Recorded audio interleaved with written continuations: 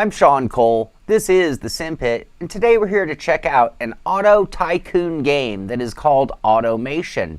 We talked about this game very recently in our review of BeamNG.drive, where you could actually build cars from Automation and export them or import them into BeamNG and actually drive the cars yourself. Automation on its own is a single-player game where you run a car company. You design and build various different cars for different markets and build that company over time into an automotive dynasty. Well, hopefully. Automation came out in 2015 by the company Camshaft Software, which is both the developer and the publisher of the game. It has been through various phases of development until December of this year when they made their public launch. But it still remains an early access game that is still in development and will set you back $29.99. This company also makes a game called The Cycling Tactics, another strategy game. When you fire up Automation, you're at the home screen and you have your main options on the left-hand side, a news feed on the right-hand side, and the Automation social media links at the bottom. For those looking for some quick action in the game, you can just get right to the car designer. When you go there, you will see all the cars that you previously built in this mode that you can then load and continue to work on, or you can clone these cars to make a variation of them, or you can export them to Beam from here or go to photo mode, or start a brand new car model. Let's go ahead and do that. Automation will list all the car model bases to choose from. Their styling is based on their year or era, and it starts with 2011 models and works its way backward in time to the starting point of the game, which is 1940.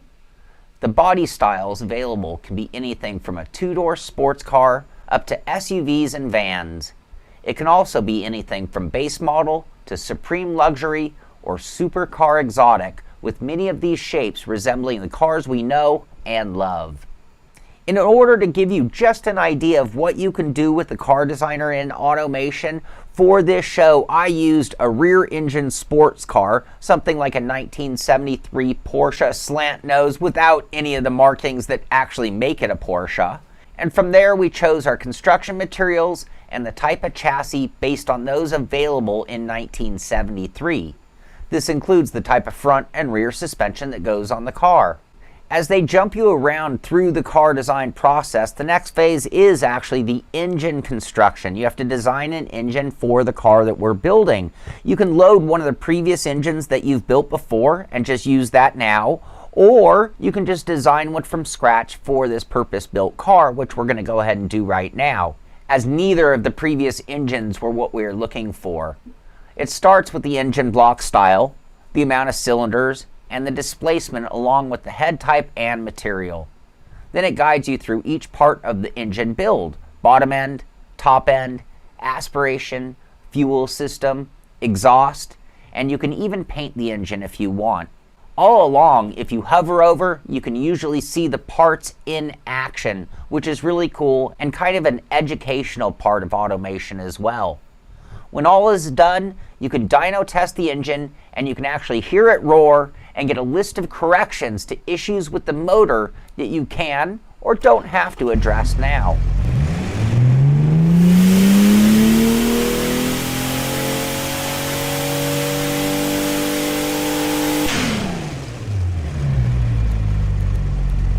Then it's back to the chassis for more work.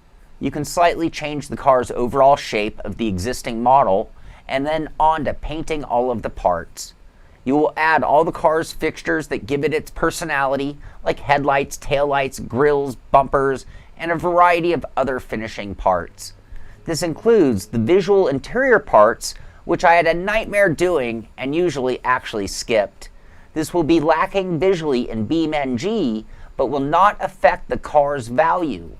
You will also select the car's driveline, wheels, brakes, suspension, and more until you have completed the car. There is a virtual test track to see how the car performs and a final screen to get a list of issues with the car that you can then fix until satisfied, and you can then save your car. This is also where we can export this car to be driven in the game BeamNG, and we can then drive our creations in the game and feel how they perform. We can hear how they sound, and we can get a really good look at them out in the virtual world.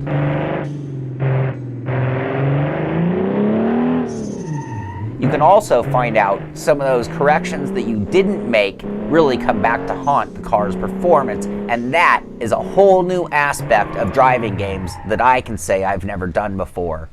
That pretty much gives you a taste of everything that you can do with the car designer. There's really a lot of options that you can go into, a lot of layers and a lot of depth to it. It's just a matter of how much time you want to spend perfecting your design and whether you're going to export it into the game or just use it in automation later. We also already covered the engine building process, which you can, again, through the main menu, you can directly access building engines, and you can just load up engines at any time that you've previously built. You can just save those engines and use them for a later time.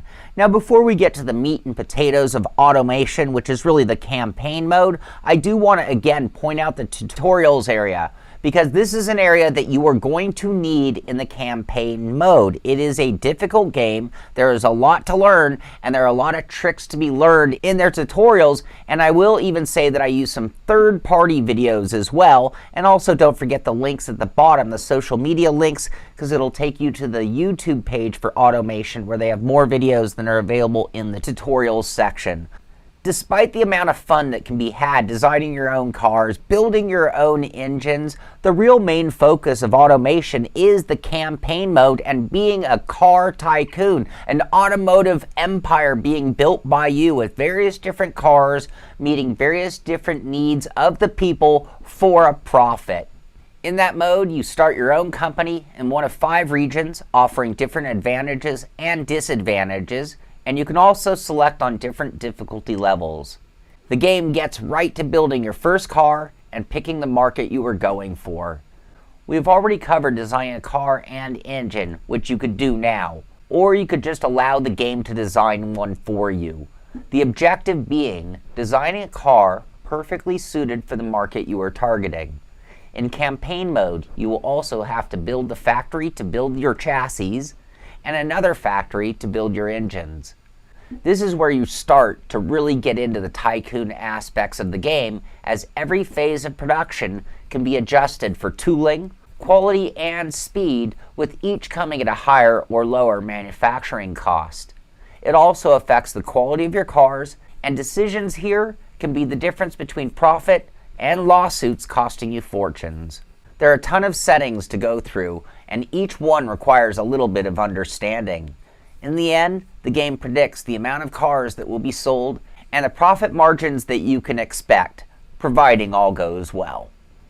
After signing off on both the chassis and its plant, the engine and its plant, you can choose to finance the new car out of pocket or by taking on a loan.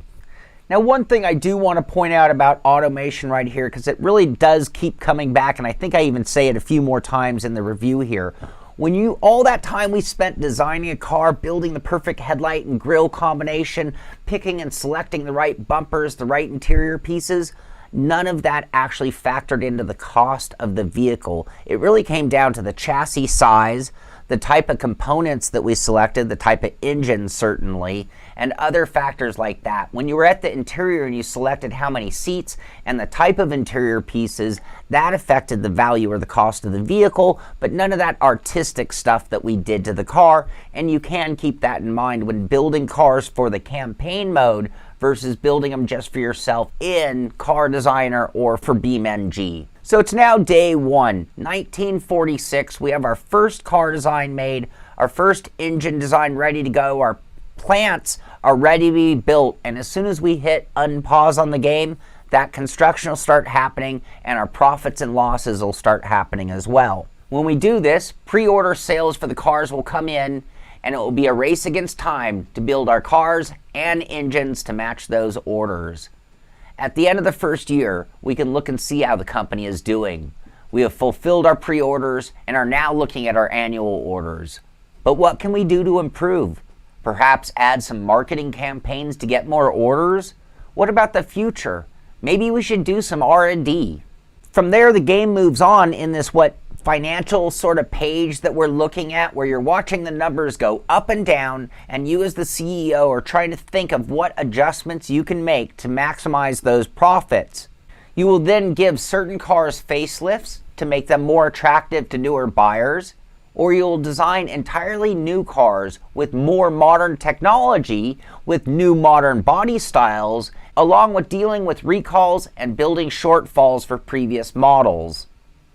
This goes on until 2020, when the game finishes and gives you a final score. That is, unless you bankrupted your car company prior to that. I think that gives you a pretty good idea of what automation is all about. And for those who love Tycoon games, you can see how this compares to others. So let me tell you the things that I really love about automation. For those who've always dreamed of designing cars, this is absolutely the coolest car design game that I have ever played. It isn't about just slapping a turbocharger onto any car. It goes way beyond that.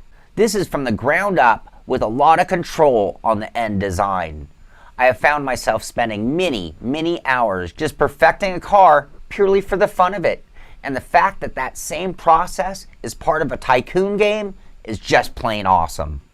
The next thing that I love about automation is the ability to export your hard work into the game BeamNG. So while some of that aesthetic work that you didn't play a role in the value of the game in the Tycoon mode, it totally makes the difference between a great looking car and just a meh looking car when you're driving it for yourself in BeamNG. This is awesome, and it makes it so that anybody out there can be part of the modding community with the greatest of ease and do it as well as the best of them.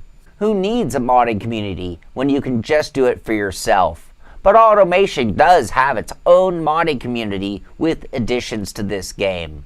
This is the type of integration between games that really shows us what could be done in the future of sim racing. Imagine a day when we design our own cars to race against our friends, maybe even for pink slips, or perhaps you could design a car to be raced by a league by everybody within it.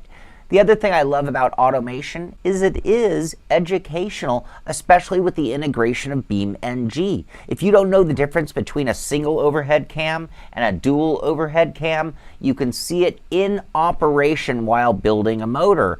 If you don't know exactly what oversteer feels like, design a car with oversteer and take it into BeamNG and drive it and feel what it feels like. The combination of the two games really can add to one's knowledge of cars.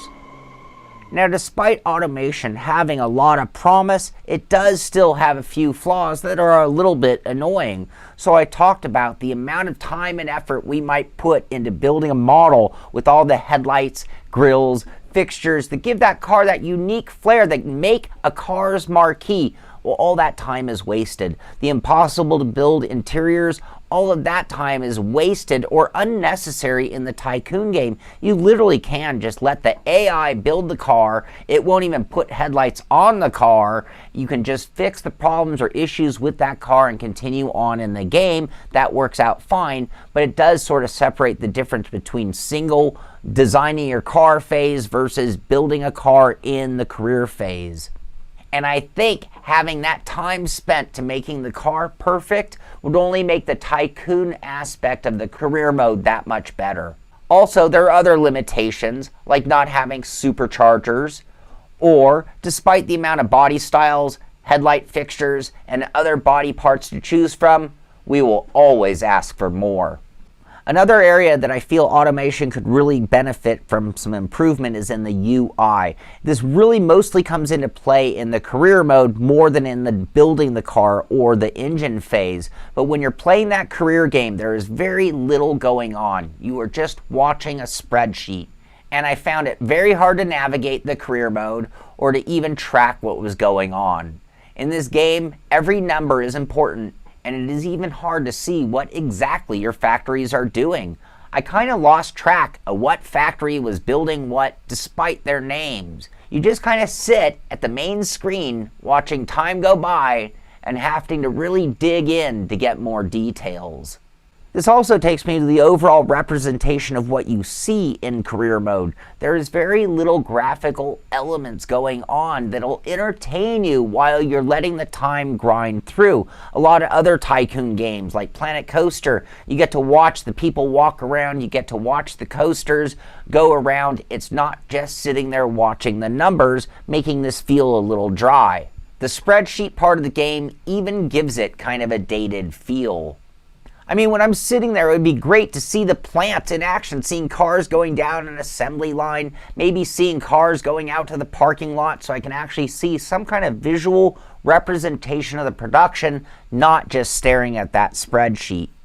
With that said, there are so many reasons to get this game. For me, it's like a childhood dream. I drew cars on paper, always dreaming of being a car designer and being able to actually be an automotive tycoon. And this actually gives me that ability within a game. I can sit there designing cars all day long, figuring out what is the right motor or the right suspension for that car to make it the unique Cole automotive car that I would put on a showroom floor.